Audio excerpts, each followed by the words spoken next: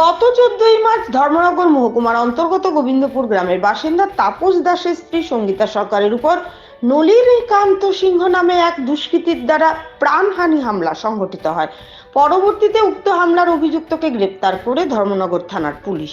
বর্তমানে অভিযুক্ত আসামি জেল হেফাজতে আছে। এ কাণ্ডে অভিযুক্তের সাথে আরো কেউ জড়িত আছে কিনা সে বিষয়ে তদন্তের জন্য বুধবার গোবিন্দপুর এলাকার সকল মহিলারা উত্তর জেলা পুলিশ সুপারের কার্যালয়ে জেলা পুলিশ সুপার ভানুপদ চক্রবর্তীর নিকট এক ডেপুটেশন প্রদান করেন এবং যে বা যারা আসামি নলিনীকান্তের সাথে জড়িত আছে তাদের সকলকে গ্রেপ্তার করে যাতে উপযুক্ত শাস্তি প্রদান করা হয় সে বিষয়েও পুলিশ সুপারের কাছে আবেদন রাখেন মহিলারা।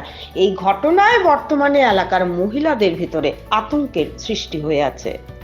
ওনারা এসেছিলেন গোবিন্দপুরে একজন মহিলাকে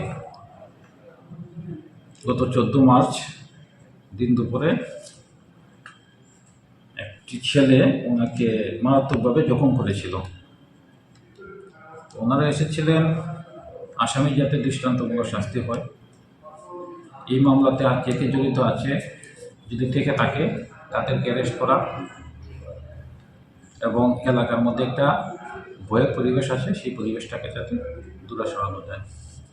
ওনাদের সঙ্গে আলোচনা হয়েছে, ওনাদেরকে বলা হয়েছে যে ওনাদের কাছে যে তথ্য প্রমাণ আছে সেটা আমাদের সঙ্গে শেয়ার করার জন্য। আমরাও চাই যারা এই ধরনের কাজকর্ম করে তাদের দৃষ্টান্তমূলক শাস্তি হওয়া দরকার।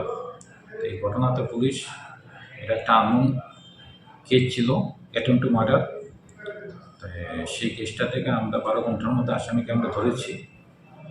আসামি স্বীকার করেছে কী উদ্দেশ্য নিয়ে সে গিয়েছিল, কেন মারধর করেছে। আর এই কেসের যে ভিকটিম এখনও হসপিটালে আছে, উনি যে সময় সুস্থ হবেন আমরা আর অনেক কিছু জানতে পারবো। তবে এটা বলতে চাই, ওনাদেরকে আমি আশ্বস্ত করেছি যে আসামি দৃষ্টান্তমূলক শাস্তি হবে, ওনাদের সাহায্য সহযোগিতা দেবে। এখানে যে আপনারা আসলেন আজকে, আপনারা কোন জায়গা থেকে আসছেন এবং কি কারণে এসপির কাছে ডেপুটেশন দিবেন? আমরা ধর্মনগরের অন্তর্গত গোবিন্দপুর গ্রাম থেকে সবাই এসেছি এবং এসেছি কারণ মূলত এটাই যে আমাদের গত 14ই মার্চ আমাদের গোবিন্দপুর গ্রামের শ্রীযুক্ত তাপস দাসের স্ত্রী শ্রীমতী সঙ্গীতা সরকারের উপর প্রাণঘাতী হামলা করা হয়। উক্ত হামলার দুষ্কৃতীরা তাদের থানায় নেওয়া হয়েছে, কিন্তু এখন ওরা জেলের আওতায় আছে। কিন্তু আমরা চাই যে এই অপরাধের সঙ্গে জড়িত বাকি দুষ্কৃতীদের জন্য কোনো রকমের স্টেপ নেওয়া হোক এবং তাদেরও যাতে আইনের আওতায় আনা হয়।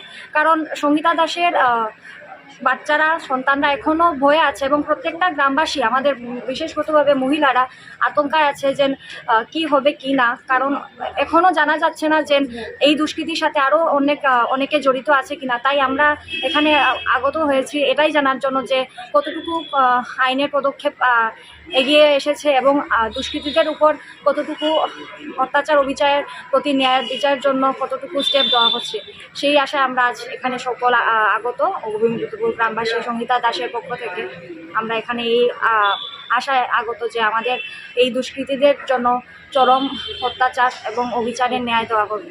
আপনারা যে এখানে যে বললেন যে আসামিকে মানে গ্রেপ্তার করা হয়েছে, আসামি কি ওই এলাকারই বা ওনার নামটা কি? ওনার নাম নলিনীকান্ত সিংহ। উনি মূলত আমাদের গ্রামেরই অবাঙালি একজন ছেলে। তো ওনার সাথে আরও অনেকে জড়িত আছে, কিন্তু ওদের এখনও ধরা হয়নি বা জানাও যায়নি যে ওদের সাথে আরও অন্যরা জড়িত আছে কিনা।